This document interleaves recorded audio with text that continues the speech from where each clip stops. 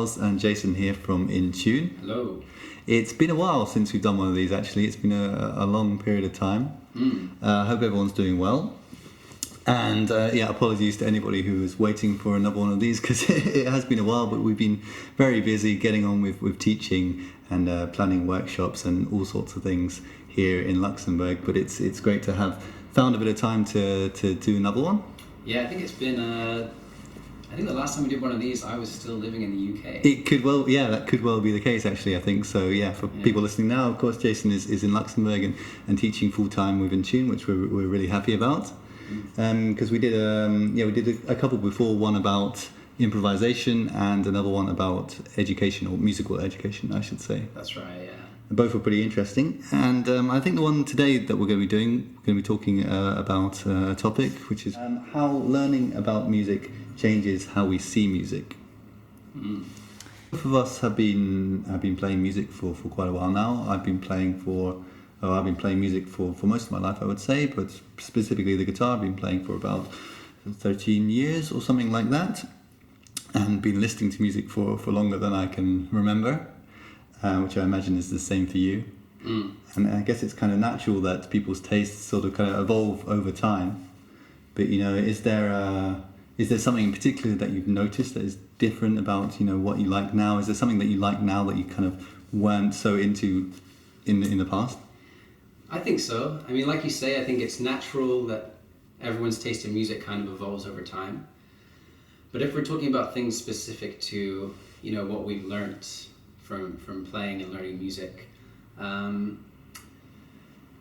mean, there's I'm really into jazz now. For the past few years I have been, and I think when I think back to when I was like a teenager, for example, and listening to a lot of music and listening to a lot of new stuff, I probably never would have chosen to really listen to it. Wasn't my thing at all. Right, okay, yeah.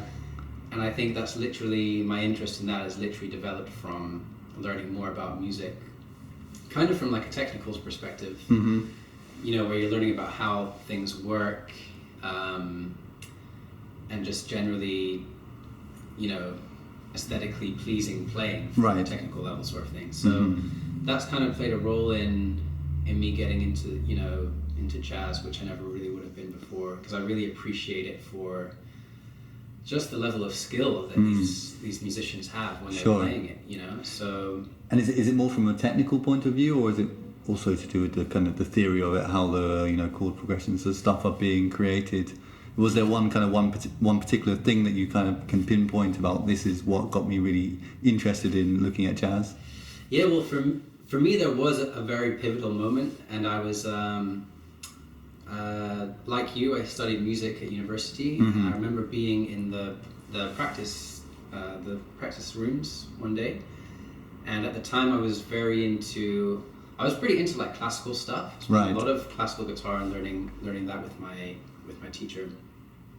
And then I heard these guys just playing in the practice room down the hall, and they put together like a quartet to play like straight ahead jazz stuff. And I remember overhearing that, and I was like, that sounds crazy, that sounds awesome. And I think it was in the context of hearing and seeing them play it live. Right, okay, so actually kind of experiencing being there and seeing it. Yeah, totally. And but to answer your question, so I would say it's a combination of the two. At that point I was getting really into learning more about music theory, and I was getting really interested in how that all works, like really nice rich chord progressions and stuff like that. But also,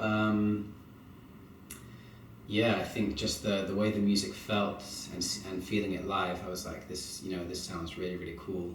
And maybe I hadn't been exposed to it before, but in that setting, I was like, this sounds awesome. And I wanted to play that and nothing else. And you think that was largely down to you being a musician, that you felt that you kind of had to get into it? I mean, for me personally, yeah. I know there's a lot of people who aren't necessarily like musicians, who really like jazz and other similar styles and stuff. But for me personally, it was like, I would really like to make music like that. Right, you wanted to kind of recreate what you were seeing in this situation, yeah. So that's probably the big one for me. Like, I think that's a really like the clearest example on my part for a style of music or or a particular genre that I probably wouldn't have liked so much before I, really started delving into how music works and all that sort of thing. So, what about yourself? Have you gotten into anything as a result of learning more about music? I guess probably I would say a similar sort of thing, particularly around that same age when I was a teenager. Before I was mostly into kind of other styles of music. I think my perspective was a bit more kind of insular then. I was kind of into a lot of rock music, but I was starting to get into kind of folk music. But kind of alongside that, I was also learning the guitar. And something I've always been passionate about is kind of writing music. In that point I was doing some guitar lessons, and I was kind of creating my own chord progressions and things, and it was enjoying that, having fun or whatever. But I kind of wanted to push it. I wanted to see what else existed. So I remember going to my guitar teacher, and he kind of gave me all these chords, with all these funny names, and where it starts looking a bit more like kind of algebra and stuff. Get all these numbers in the chords, whatever. He started, that was the first kind of look into kind of, I guess, extended harmony, and I started kind of trying to create chord progressions out of that, and I needed a bit of a example to see how it was done, because the music that I was listening to at the time didn't really go too much into the sort of extended harmony kind of things. And so I was kind of doing a bit of research in it, and obviously all these names were coming up of jazz artists and things, and that's kind of how I got into that as well. And to be honest, when I first listened to it, I wasn't really into it. It was definitely something which I had to kind of learn to like, which was quite a strange thing, because I had never really experienced that sort of introduction to a musical style before, where I had to do the work. Before it was always kind of quite organic, where you'd hear something, your body would just say, oh, your ears would pick up and say, oh, this sounds good to me, and you wouldn't really kind of question it so much. So I guess a lot of it, when I was getting into that style of music, was a bit more of kind of analysis, of it. But then it was something that I got really into, and I don't know, it's obviously one of those things that's incredibly difficult to say what you would be into had you not done, taken the path that you did. I find it difficult to believe I would be as into that style of music had I not been wanting to write and wanting to use some of the materials that they were using in that music. Yeah, totally. It is a tricky one though, because it's like, what if? Yeah, exactly. Like, how can we know? There's no way of telling, really, is there? Yeah, but I think it's definitely a thing. I think if everyone's musical taste matures over time, and that's a completely normal thing. But I think if you're studying in a field where you're gaining more knowledge about a particular thing, it's natural that you kind of want to pursue sources of that thing. Yes, so like, exactly. Where does this feature? Like, how can I find out more about this thing that sounds really cool, but I don't really understand it fully yet? Right. Yeah. Exactly. And that was a big part for me.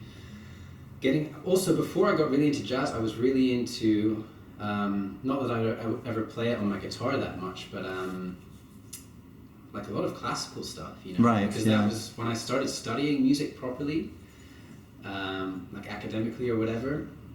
That really piqued my interest, because I was like, okay, this is some serious stuff. Like this sounds really, like, it's almost like I was really into it because it was something that I didn't think I'd ever understand. Right. Okay. So you could kind of tell. Listen to something that is like beyond your capabilities or whatever. I see. Okay.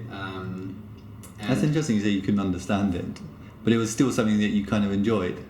absolutely. I mean, I can understand to a certain degree, but like in terms of, it can get pretty complex in terms of like, all the counterpoint rules they're using and like different harmony and stuff like that. The thing is, and I don't know about you with this, but what I do is I get quite obsessive with certain music. Okay. And whether it be like an album or like an entire genre, and I'll kind of exhaust all my interest in that by like obsessively listening to similar music or the same album over and over, to the point where at that point it's like, okay, now I understand everything about this. And it no longer feels, I no longer want to listen to it as much. I see. Point, okay. And I don't know if that's a case of like, if this is relatable in other fields, but it's like I understand all of this now, so it's kind of done with that. You've kind of completed that section. Okay, no, yeah. Even though, like, don't get me wrong, like I will never have completed music. Right. Yeah. But do you know what I mean? It's like you become very familiar with something to the point where it's like, okay, now I get this. Sure. And, then you're looking for something a bit new, then a bit of novelty to kind of keep things interesting. Yeah, I mean, I think personally I take a slightly different kind of approach. I'm not sure that's how I kind of approach things, but I can certainly understand where that comes from.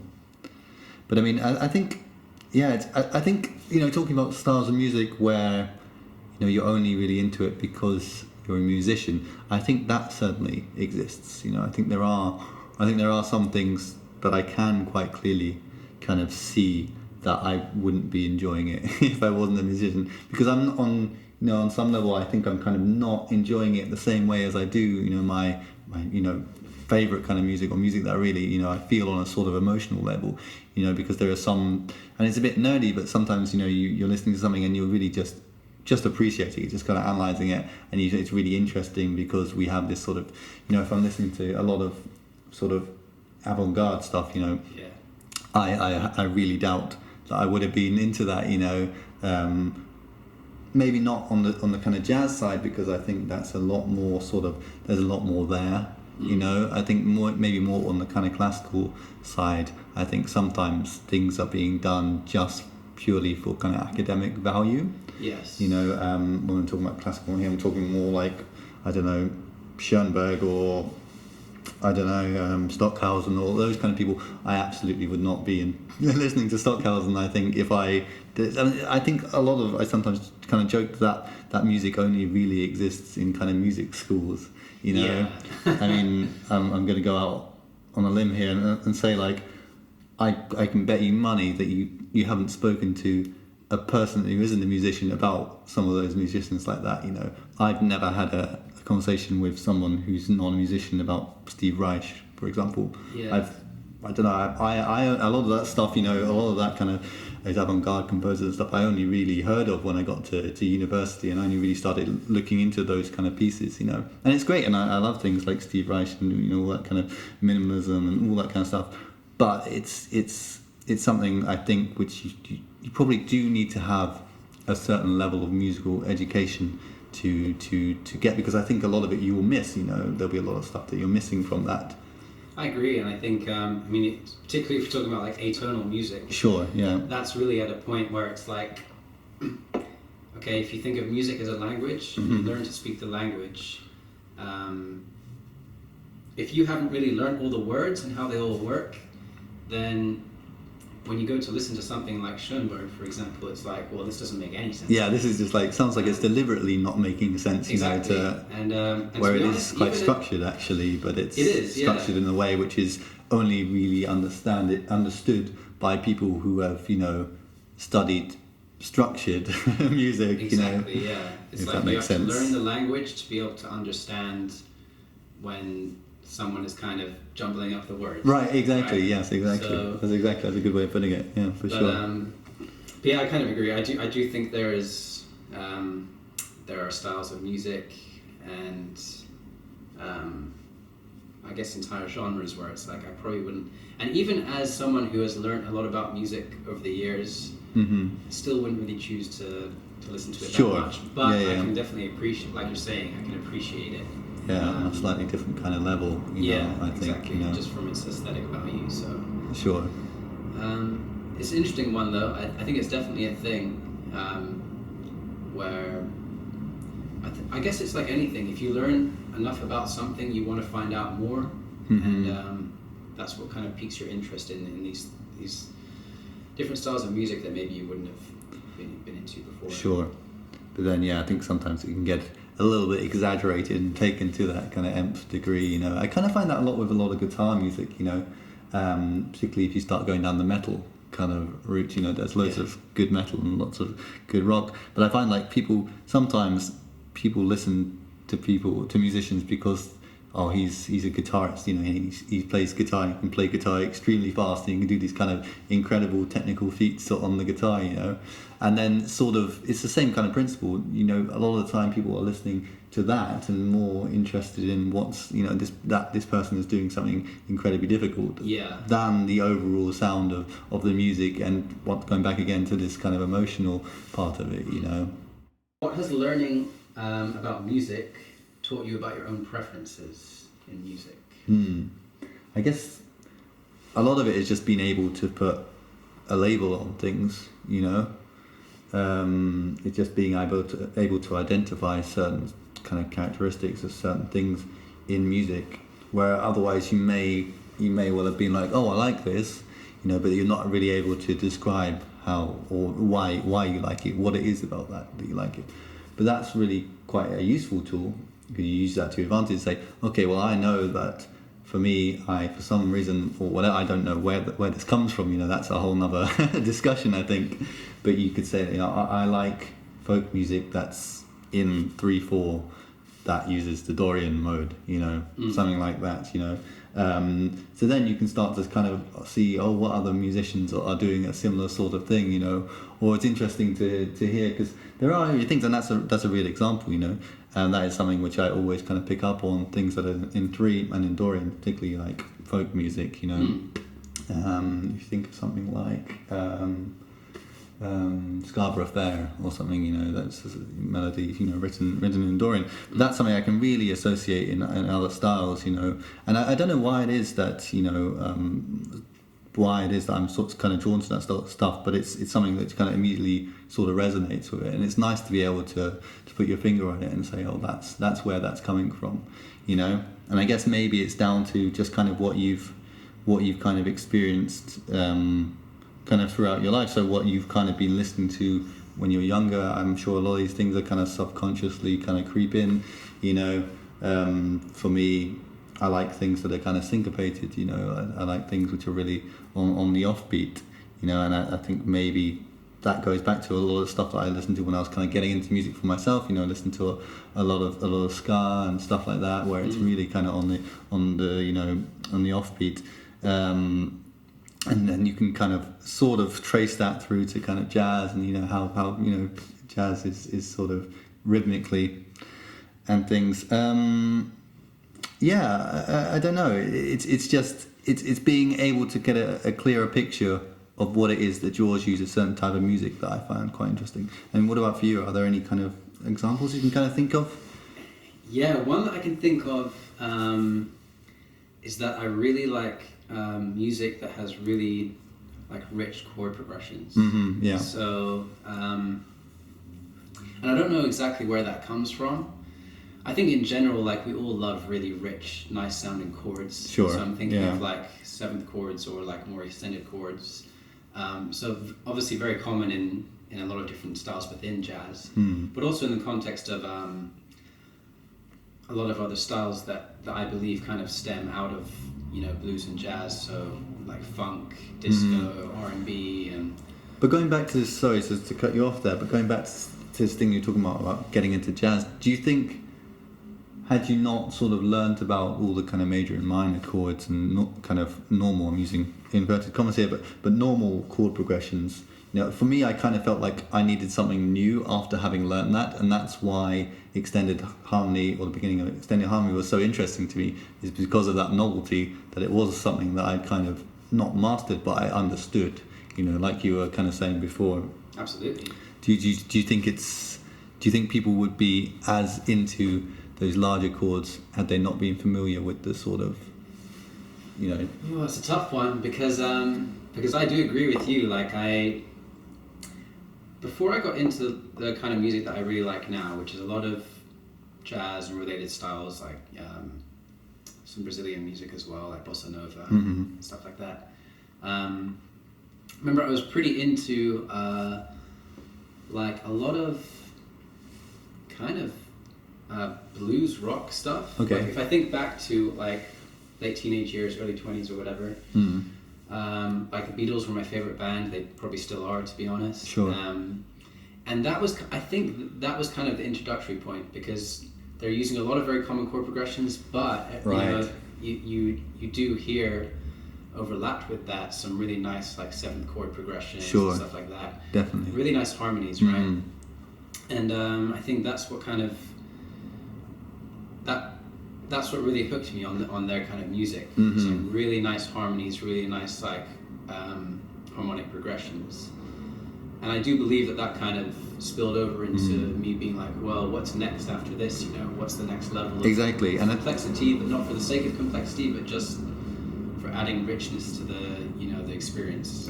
And I think that's maybe where the distinction might come then between those who have a kind of musical education, is that you were then able to pick up on the fact that they were using dominant chords or they were using resolutions and stuff. Whereas if you're, if you hadn't been, and had any kind of formal music education, that may not be something that you really kind of knew to look out for, or you really were able to identify was something you were enjoying. Yeah, it's a tricky one, because I don't know if you need to have had like a musical education to be able to experience that. Sure, I it's think more if about someone, identifying it. Yeah, I think is yeah. I mean, that's true. I do think that's a good point. It's like you hear something, and you're able to explain why it sounds good to you. I think that's something you look for, as a listener. At least I do personally. Sure. But I don't know, maybe someone who's listened to like a lot of blues and jazz without being necessarily like an educated musician, they might have a very keen awareness for that sort of thing as well. Yeah. But thinking on the side of what specifically learning music is, talking about my preferences, it's definitely like I really like rich, expansive chords that run really nicely together. And being able to say, I understand now why that is, because I can tell you why. Right. Seven chord progressions, and it's all down to like the basics of music theory and how chords work together. Sure. That sort of thing. So it's definitely interesting how, and I don't know about you, but when you go back to stuff maybe you haven't listened to for 10 years, and like recently I did that. I hadn't listened to like the Beatles stuff for like 6 or 7 years or something. Yeah. And I went back recently and listened to some of their stuff. I was like, this is amazing. Right. Even more so than I remembered it, because, Yes. Because now I have a slightly better sort of notion of like what's going on here. Yeah. It's like, this is really clever. This is really cool what they're doing. And right. So now that's interesting. So now you think when you're going back and re-listening to the Beatles, you're analysing it a lot more than you had been before. Absolutely. And that has then made it, the whole experience, a lot better for you. Is that what you're kind of saying? Yeah, because I remember when I was really into them back in the day, I could tell like, okay, these guys are writing amazing songs. Right. And I tried to emulate that a lot myself, but I didn't necessarily know like the tools that they were using and how it all worked. I enjoyed their music for like everything it encompassed, so like the performance, the vocals, the lyrics, and everything. Whereas now when I go back to it, there is all of that still there, but it's like, wow, this is really clever what they're doing. There is that extra bit of analysis that kind of adds to the experience, I think. Sure. Yeah.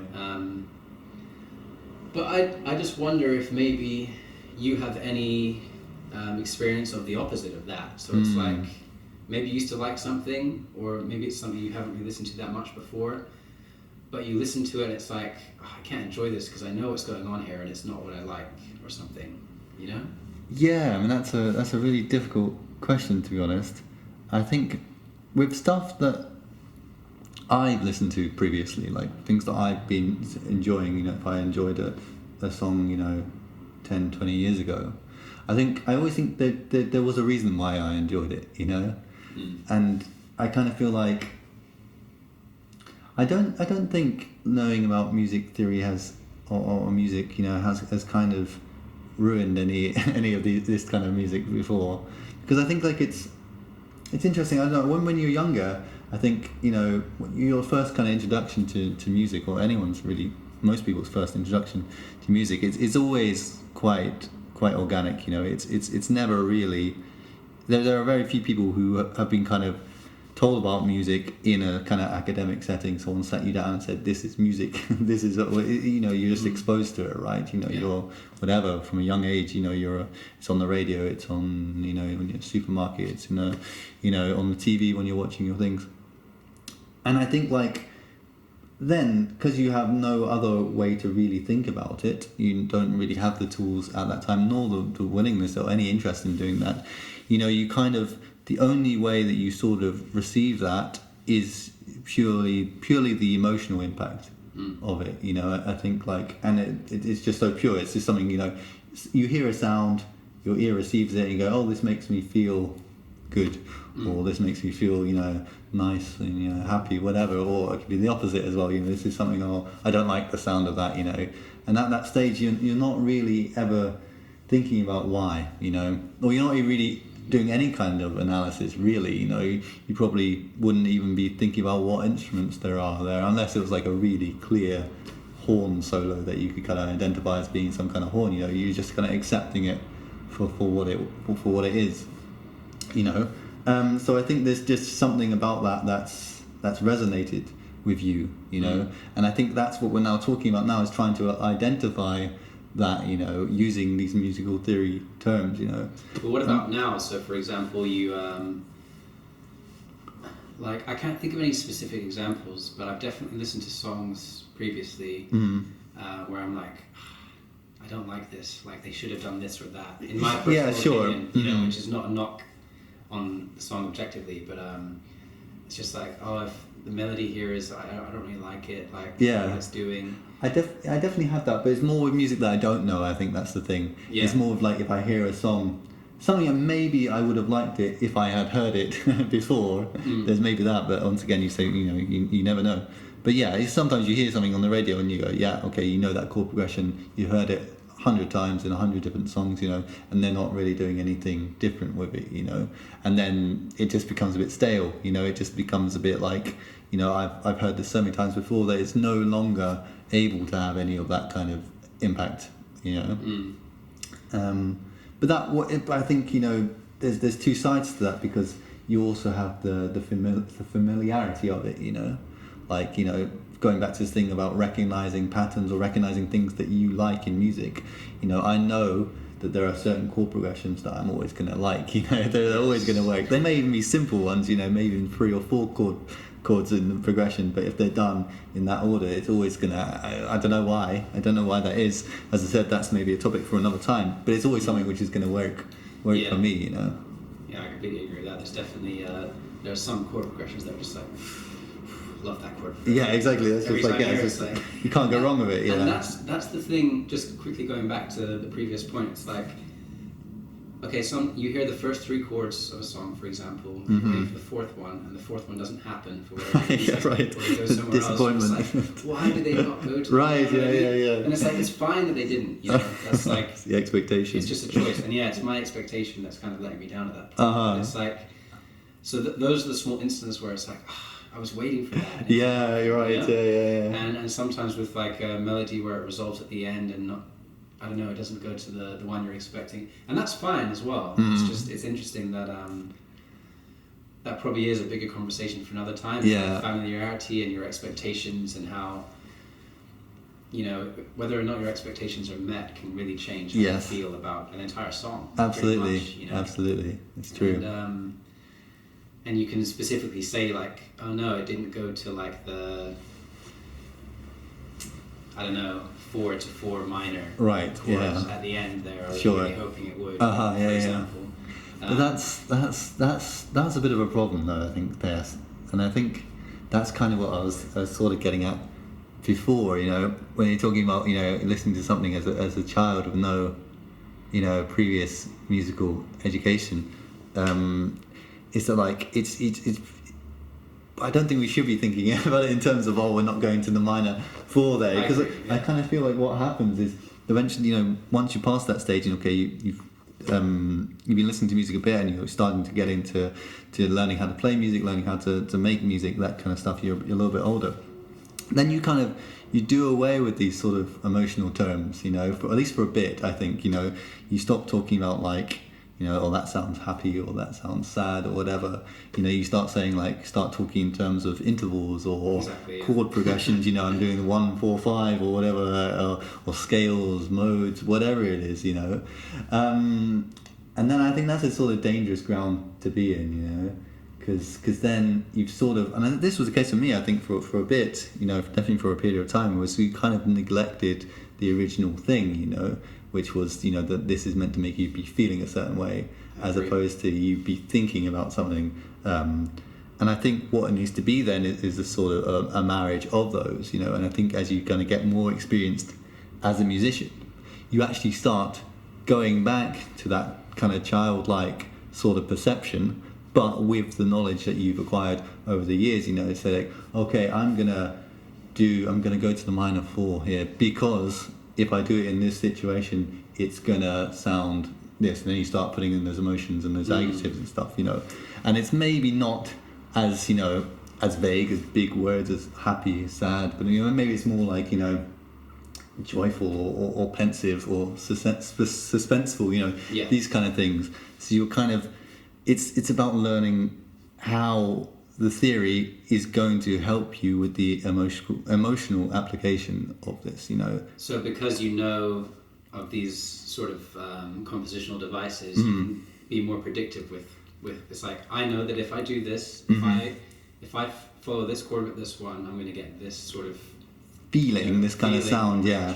Whereas I think there's a stage in the middle where it's kind of, that's being neglected a bit, you know. At least it certainly was for me, you know, when I was learning. And I think, that's dangerous territory, because you can get a bit sort of you know, it can be a bit of snobbery in there sometimes. Then you start listening to music and going, oh, that's so simple, you know. They're not even using modes or whatever, you know? And they're not even using these chord progressions. This is what, that's not the point, isn't it? You know, the question isn't, are they doing something technically interesting? It's more, are they delivering or are they being able to achieve the emotional response which they've set out to do, you know? Definitely. And of course there's room for analysis and, you know, appreciating substance, but you definitely shouldn't forget about that, you know. I completely agree, and that kind of makes me think of, well, two things. First of all, that I, just going on what you just said there, you know, recently I was listening to, I never really used to like, a couple things. So first of all, I think my perception of music and my tastes are definitely a lot more expanded than they were when I was younger and had less knowledge of music. Yeah, okay. I feel like my musical taste was very like kind of short-sighted, a bit narrow-minded. You know, I was like, this is what I like. Get a bit tunnel vision, a little bit, yeah. Mm-hmm. Whereas now it's like, okay, I don't necessarily like everything, but I can appreciate almost, you know, any music. Yeah.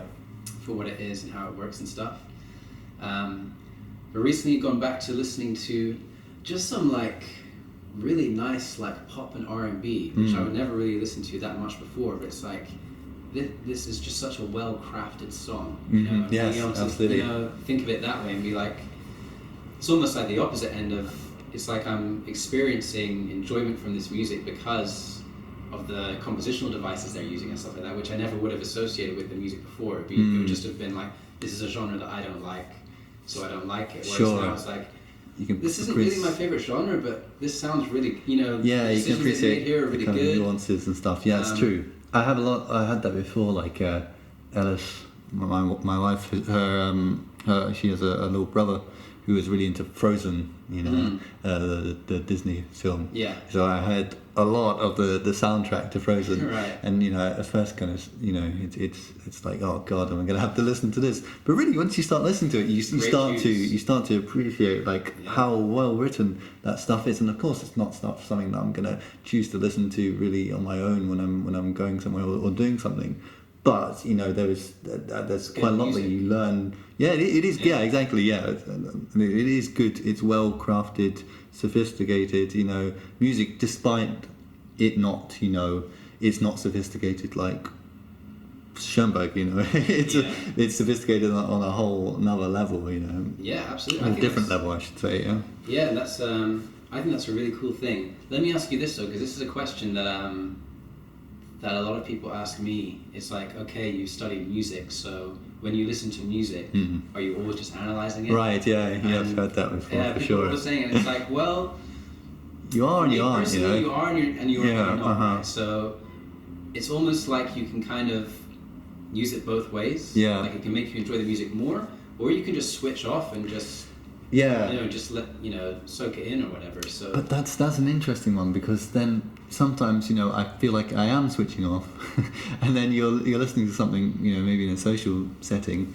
and then you kind of mention to someone, oh, did you? Oh, that's really cool. Yeah. And then you kind of realize, and this is going to make you sound but it's like you realize that they're not thinking about it on that same kind of, they hadn't picked up on that sure. And so I wonder how much of it is just sort of so ingrained now, because I've been studying music for almost half my life. That's like longer than that, but in a proper way. You wonder how much of that is just part of the way that you listen to now, that you just don't really notice it anymore. I don't know what you think about that. Yeah, I agree. It's not. I don't think about analyzing music when I'm listening to it, and I'm by no means like some crazy music expert. Sure. I think it's literally just through virtue of being exposed to it Yes, absolutely. for however many years. That's kind of, it's like you inherently learn things about it, right? Yeah. So you can't not learn it. Exactly. Yeah. Right. So from that perspective, it's like it doesn't really. When people ask me that question, it's like, oh, are you just constantly analyzing? It's like, well, I am and I'm not, and it doesn't really affect the way I feel about music one way or another, right, unless I choose it to, sort of thing. Sure. But you can just sort of experience it pretty much normally as well. Yeah. But it does happen sometimes where you're like, oh, they did this thing, did you hear that? And they're like, and someone's like, no, I wasn't listening to that at all. Yeah. So what about the guitar specifically? Do you think that playing and learning the guitar affects how you feel about listening to the guitar? Oof. Big question. Yes and no. Okay. Because I think it does. Because I spend a lot of time playing the guitar and studying the guitar, and I think ironically, having spent a lot of time playing and learning it, I think I'm more tunnel vision with my preference for guitar music than I am with like any other kind of music. Okay. So by that I mean I definitely prefer listening to stuff that I would want to play myself, for example. Okay. So for example, I play a lot of nylon string guitar, but in the context of like jazz and Brazilian stuff, Sure, or South American like classical stuff. So I will definitely have a preference for listening to that over, for example, which is kind of a shame now that I think about it, like a lot of like steel string guitar stuff, which sounds awesome, amazing, or even like electric guitar stuff. But my train of thought is like, well, this isn't something that I really want to play myself, so it doesn't really sound that great to me, or it's not something that I want to spend time listening to. On the flip side though, it's like you can really marvel at like, wow, whoever's playing this is doing an amazing job. Yeah. They're doing some incredible things here You can that understand I would never be able to do. And it's on, almost yeah. like you appreciate it more because you're aware of the level that they're playing at, Sure. because you've practiced, the same instrument, so you know what you're capable of. Yeah, this is kind of going back to what I was saying earlier about the these guitar virtuosos, where a lot of it is people who are, obviously really knowledgeable about the guitar, and they're watching it. But I mean, do you feel that, is there still, I know I keep going on about this, but is there still that emotional impact, do you think, when you're listening to it, or is it more in the territory of amazement or analysis, or Yeah, I mean, for me, it's weird because I've played guitar for a long time now, for many years, and but I still just love the sound of it. I love hearing it, and there is definitely a very strong emotional response, right? Particularly to guitar players that I really, really like listening to, and I think that's kind of stayed that way. I think there are sometimes I'm listening to some stuff and I'm like, this is incredible, but I'm never going to be able to play this, and for that reason it's like, well, I'm going to kind of switch off from this. You can forget about that one. Just sweep that one under the carpet. It's weird. It's like, I don't know. Maybe it's too I don't know how you feel about this, but if you play a particular instrument, you're kind of involuntarily like comparing yourself to that player. I don't know. That's how I feel about it sometimes. Yeah, And I can get that. Yeah, that's true. I think for me it's perhaps a bit different because I think for me it really was like I listen to obviously a lot of guitar music now, and I really like and I love the sound of the guitar. But that was something that I acquired through playing the guitar. I think starting out playing the guitar, it was never my aim to be a guitarist, It wasn't, I didn't pick it up because I was particularly in love with the sound of the guitar.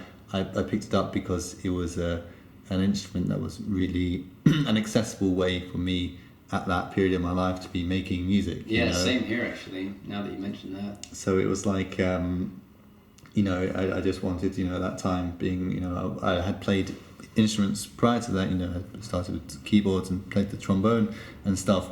But at that point where I picked up a guitar, I was, a teenager and into kind of music. That was, I would say guitar based, but it wasn't about replicating what I heard on those records that I loved. It was about wanting just to be able to produce music, I agree.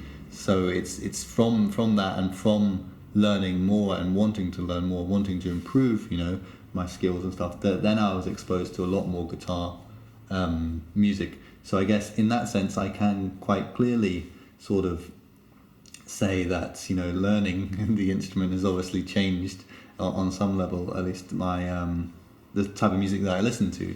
Because, who knows, I may have been really into guitar music had I not continued with guitar. But it's unlikely because, that wasn't the trajectory at the time, And I'm really glad because it's opened me up to a whole load of different styles, So hearing you say that has actually made me think that, like, guitar is not my favorite thing to listen to, like, music-wise. Okay.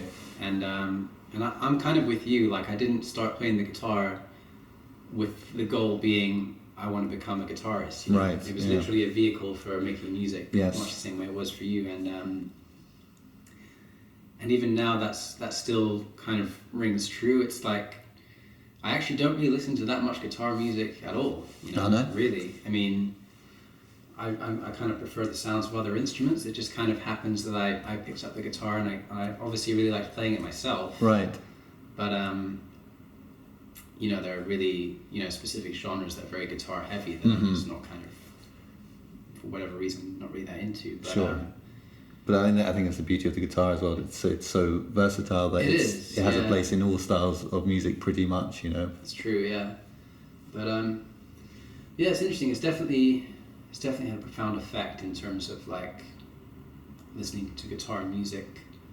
But like you say, it's impossible to know one way or another if I would have gotten more or less into it without playing it. So.